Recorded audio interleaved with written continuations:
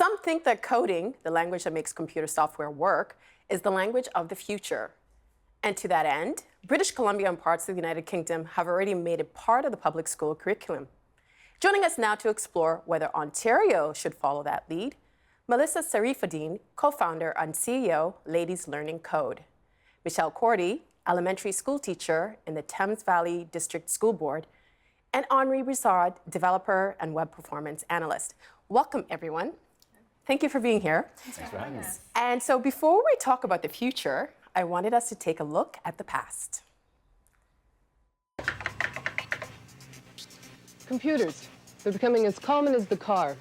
They're being used in homes, offices, and factories. I think it's important that we decide what might be the appropriate experiences to give to children, given the proliferation of computers in our lives. You know that you're going to be using computers when you grow up, because it's good to learn how to use them now. There's no facet of life that will be untouched by the microprocessor. If you learn how to work computers in school, you might learn how to program your work on disks and cassettes and all that stuff. Computers are redesigning jobs and eliminating others.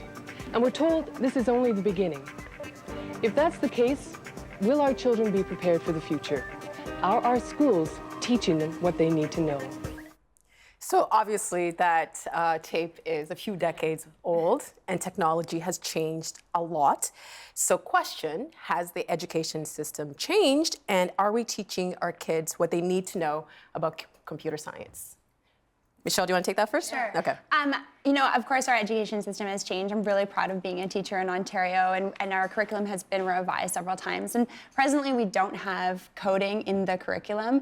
And I think there's lots of people kind of hurrying to figure out whether it should be there and what's the place. And there's lots of teachers across Ontario that are like me, that are trying to find ways of integrating it into the curriculum. But you know, there's lots of thinking skills that really relate to computational thinking and coding that we definitely are emphasizing in the classroom. And then, of course, there's like really core skills that are super important. Reading, writing, math is a big focus in Ontario schools right now that have to find a way to be front and center. And if we're going to integrate coding into the curriculum, it should complement that and should complement the thinking in those areas. I want to talk more about that in just a little bit, but before we continue the conversation, I wanted to talk about some terminology. So, when we say computer science, what are we talking about? And when we say coding, what are we talking about? Henri, do you want to take this? God, computer science. I think computer science covers so much. It's hard to really pinpoint what it actually is outside of the idea that you're likely going to be doing some programming. I think a lot of the coding, what people know today as coding, because really coding's been around forever. What people know as coding today is what they've, say, experienced in the last like 4 or 5 years, which is, hey, you know, I'm going to put a web page up, or I'm going to create like the next Facebook, because you have to code for that. So, I mean, it's you know, computer science does cover a lot. Like you said, a lot of it is sort of like, you know, some of this thinking that may not be necessary for certain aspects of coding as we know it. But I mean, there's so much involved in computer science, and you know, it goes back to this discussion we just had, which is, you know, coding as, you know, what people regard as coding now, and say CS at a CS degree, you know, what these differences are. So, you know, it'd be hard. You actually said to me that you don't like the name coder. Like, you don't want to be known as a coder. You prefer programmer? You know, there's developer, there's programmer, you know, this coding sort of term now, I think it's, you know, people know what code is. So they just go around saying, hey, I'm coding now. But ultimately, you know, if it's what's going to make you understand what the process is, fine. But you'll find a lot are not necessarily, you know, enthused with the term. Now, in Ontario right now, children are taught computer science in grade 10, and it's not mandatory, it's an elective. Do you think that grade 10 is too late to learn computer science? Melissa, what do you think? I think it's too late. It's a language. So, you know, the same way we're teaching French or English, if we're introducing that in grade 10 and then expecting them to find a job or a career or consider pursuing it, you know, they don't really have the foundation that they need at that point. Like, I think it's too late. And for girls especially, you know, our experience at Ladies Learning Code, by that time they're not interested. They've decided that coding or technology isn't for them. It's not cool to, or it's not popular to be good at math, and so it's too late for a lot of the girls that we're seeing through our programs. So do you think that if the curriculum was updated or overhauled, that would change things? Do you think it should be updated as a teacher? I think the curriculum needs to be updated on a regular basis in all areas. And before I answer the rest of that question, can I introduce one more term? Of course. Computational thinking. So computational thinking is really the big idea that educators and researchers have fallen on in this area, and coding is a part of that. And computational thinking has three main components. It has the coding, which is like the stuff that you do at Ladies Learning Code. It's like the functions and the loops and the conditionals, those if-then statements. And then there's the next part, which is the thinking that underpins what developers do. And that is taking a large problem and breaking it down into smaller parts, persisting with difficult tasks, debugging, taking a program that already exists and remixing it. And then finally, there's the attitudes. And I mean, that's the good work that you do with Ladies Learning Code, getting women and girls to see themselves as coders. And so the attitudes and beliefs part of computational thinking is for everyone to see themselves as capable and competent, and that they could engage in this kind of task.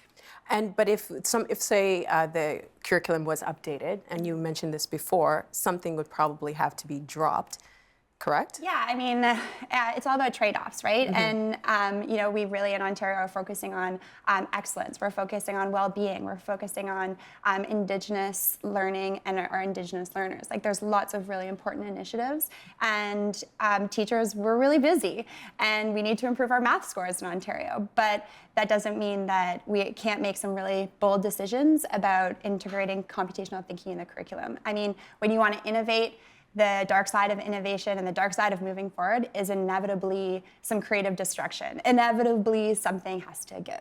And Well, I was just gonna say, I think it's interesting because, to your point, coding is one part of computational thinking, and there's already so much alignment. One of the things that we're doing at Ladies Learning Code with our educator training is how can we tie in coding and computational thinking into classroom setting and the material already teaching. And so instead of a student writing a book report on paper or typing it out, can they build a website? Can they build a game? And is there a way that we can introduce technology and building technology in the classroom setting and integrate it more seamlessly in the things that you're already teaching in the classroom? Something that I find pretty interesting, and you mentioned that, unprovoked, you said this, that we have to improve the math scores in Ontario. I think one of the reasons that, coding or development has become fairly popular of late is that it was once believed that you had to have math to be in quote-unquote STEM. And people have realized that development, as we kind of see it today, you can do this without heavy math. Now, granted, in certain areas, if you expand, you're going to need it. But the door in has been without math, and people have been sitting there going, oh my, all this time I thought STEM was, math was mandatory for STEM, and to an extent, and in STEM certain is areas, science, technology, engineering, exactly, and math. they dump coding and development into STEM. Some might argue again, but the fact that math was not really absolutely mandatory for this, you find people discovering this opportunity 10 years later, 15 years later, thinking that math was going to be the crutch and they'd get out of it right away. And people are really asking the question, teachers and researchers were wondering, okay, well, where is computational thinking and coding going to be? And you asked the question, what might we take out of the curriculum to make space for this? And some people say maybe it should be in math, but I think what you're saying is really important there, like that there isn't necessarily a one-to-one connection between mathematical thinking and the mathematical processes and coding and computational thinking. So what we're seeing in curricula in British Columbia and in other countries that have implemented it, it's either its own course or it folds into another subject. Well, who teaches the teachers then?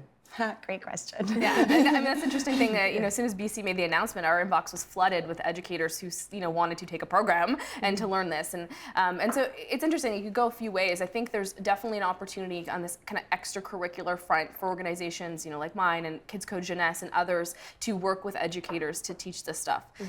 There's a lot that you can do as an educator to teach ideas of computational thinking without having a computer science background, I firmly believe. And if you've ever given a 2-year-old an iPad, you'll know that they are the smartest one in the room with technology. And so I think it starts to be a conversation around how can educators start facilitating, kids learning this stuff as opposed to lecturing what they're typically used to, right? It's more hands-on discovery-based learning, and I think that's something that we can equip our teachers to introduce, a lot quicker than we'd expect. And sorry, go ahead. No, well, I was going to say, I think the unfortunate part right here is that we're in this transitional period, right?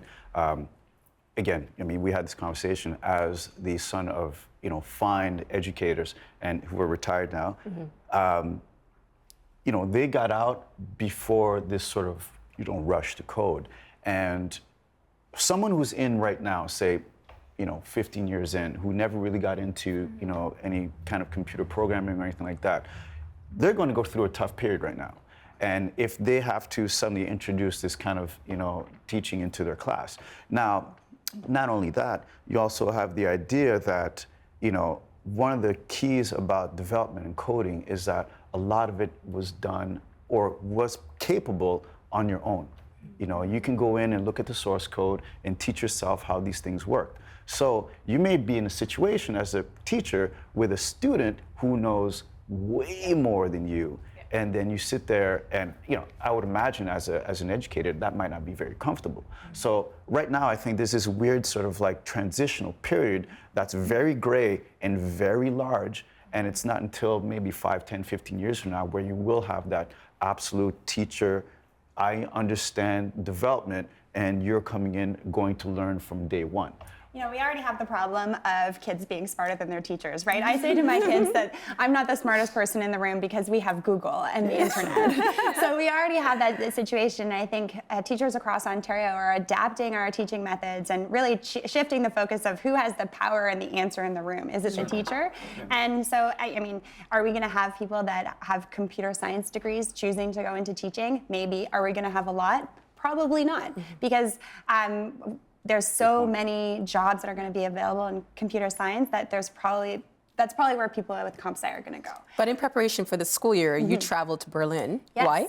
I went to Berlin to be part of the Apple Distinguished Educator program, and Apple has just released this really cool app that helps kids called Apple Swift Playground, and it helps bridge the gap between block-based coding, where kids essentially build code as though they're building it with Lego. They take these little prepackaged blocks that do yummy things and put them together and make something happen. And that's a big step to actual programming and actual coding. So Apple Swift kind of fits this really nice gap that can bridge from that block-based coding to programming. And so I participated in learning about how to situate that in the classroom, and then of course all the other great things that you can do with Apple technology in the class. And the most important thing was being with other educators around the world that already have coding, computational thinking in their curriculum, and getting a sneak peek of what it might look like when it eventually comes into the Ontario curriculum. I wanted to follow up on something that I think all of you have mentioned, which is the discovery stage. When a child is young and they're discovering things, is it better for children to discover how to code or how to use computers as opposed to actually being taught? Will it just become one of those things like, oh, I don't want to go to coding class, or I don't want to do this, instead of just letting them discover it on their own? Yeah, I mean, I would say yes, it's better to expose them to kind of what goes on behind the screens earlier on, and there's so many interactive games and apps and things that are really, really engaging to get them thinking about that. I think it's critical because it's not just coding as a language for a job, it's these other skills, it's how to solve problems, it's how to fail. I think that's a huge component of computational thinking and coding that we advocate for, is teaching kids how to fail, and then what do you do with that failure? I think as a society that's not where our strengths lie, and girls especially are, have this anxiety around being perfect. And so coding and teaching them these concepts allow them to do that. And I think we need to teach our youth at a young age those types of concepts, even if they're not all going to become developers. But we also hear a lot of conversation about limiting screen times for children. I mean, I have a 3- and a 5-year-old, and I've been told they shouldn't even have tablets before age 2. So isn't that two opposing arguments? Yes, teach it, but limit the screen time? I mean, the thing is, if you try to limit screen time too much, kids are going to be like, I want it more. I think that what are we doing with those screens? Are we consuming apps that are just sort of like drag and drop and are very stimulating and are kind of like triggering us at our lower brainstem, much like eating sugar? Or are we doing things with our devices that are like give us a sense of power and control over our lives. Like my husband teaches kindergarten, and in his kindergarten class we were doing some coding activities, and a little guy in his class was using an app and he's like, what does the little guy want me to do? And like, think about that. What does the guy want me to do? Where's the power there? Like, he thinks that he is at the service of the app, of the machine. Don't we want it the other way around? Like, fundamentally, where the machine is at the service of the child. So where's that power shift going to be? So, I think that when we talk about appropriate use of technology, I mean, we want our kids to climb trees and work on iPads, or any technology. But we also want to think about, like, what kind of things are they doing with it? Are they consuming, or are they creating and feeling powerful? So the idea is consume less, create more, perhaps. Yeah, like an equal mix. You're allowed to have some sugary sweets, but you should also like have your vegetables and do things that will help grow your brain. And Melissa, you're on a mission to teach 10 million Canadians how to code. Yep. Let's take a look. Technology is the future. But by 2020, there will be a shortage of more than 200,000 ICT workers in Canada. As a nation, how are we going to drive innovation and solve the world's biggest problems while facing this gap? How will we thrive and prosper both socially and economically when only a portion of Canadians will have the skills needed to participate fully in our digital world? Melissa, why do you want to teach 10 million Canadians how to code? I mean, I think we have to. I think, the stat that was cited there around jobs, that's only a really small part of the reason why. I mean, I think as an economy, if we're going to prosper kind of economically and socially, we need more developers and more technical people. But I think what it comes down to is we don't even know what the jobs of the future are yet. And I think these skills, computational thinking, the ability to code, these are skills that can help the next generation, our youth, innovate and to create those future jobs. And I think the push for having 10 million Canadians is really a part of diversity and getting these underrepresented groups learning this stuff, because I think, and a really, really critical part about technology, like you said, we should be able to control and influence it. And so if it's, the same group of people are building it and that group isn't representative of the group that's using it, then I think we're in a bad spot. We want technology built by and represent the people that make up our society. And who's missing from that conversation? Women are missing, Indigenous people, people with disability, newcomers. Like there's a lot of missing pieces in the Canadian landscape and worldwide. But I think for us, the biggest push over the next few years is women and Indigenous people and getting them to the table and starting to build and be part of the process of building technology. I would hope that includes the broader aspect of diversity as well. Yep. I mean, because I think by saying women and Indigenous people, I think, people have like two visions right away, but I think it's much broader than that. But also, I'm going to say this, having, the need for like 10 million coders is mildly alarmist to me. And I think a lot of people need to realize that I think being conversant in code is one thing. Needing 10 million coders is totally different. And I think that a lot of people need to see that coding really leads to a lot of different opportunities. Yeah. And, which is why I like the idea of being conversant and then moving on to something else. So what is a classic discussion that's happening, say, at some businesses? You have the developers and you have the designers. Mm-hmm. And this is a classic battle right now. And a lot of times, designers are being asked to be a bit more conversant in code, so this conversation can be a little smoother. I would say the exact same thing. Being able to understand how code sort of like reads and whatnot and works, I think will help a user experience person, will help a designer, and you'll see a lot of times coders eventually go into project management.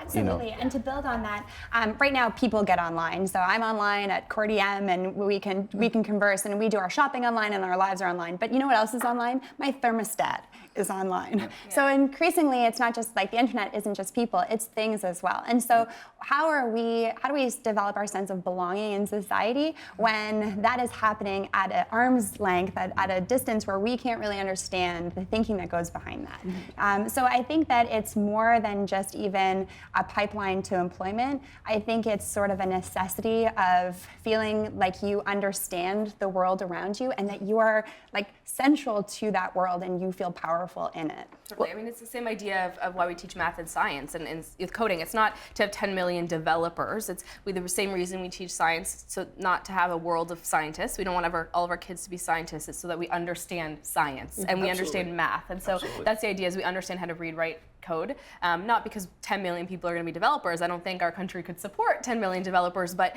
understanding the basics of it is kind of absolute minimum requirement, I think, to participate in the world fully. Well, I want to talk more about this idea of inclusion, and I wanted to read this article from the Washington Post.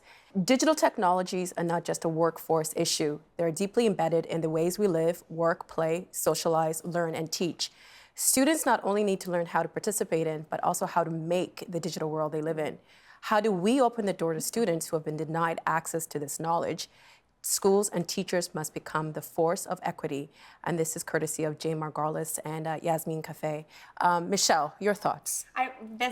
Brilliant. Thank you for sharing that. And I think it goes back to the question you asked earlier. You said, when do we introduce kids? And do they just discover it on their own? Well, if we let kids just sort of discover it on their own, we're going to have a lot of kids that don't even get to see, peek into this world and see what coding and computational thinking is all about. And it's my job, and it's your job as a parent, and it's our viewers' job to introduce all the children that they care for to things they don't know they love yet. And I think that really solves the equity issue when everybody, like maybe not everybody will code, but shouldn't everybody have the opportunity to see what it's about and whether it's something for them? And I think that's at the heart of equity, and that goes across education. I think that's true for health and wellness. I think that's true for the arts. Like, that's not just in this one area.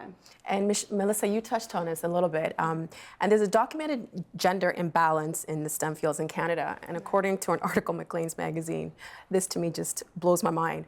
In 1987, 20% of the STEM workforce was women.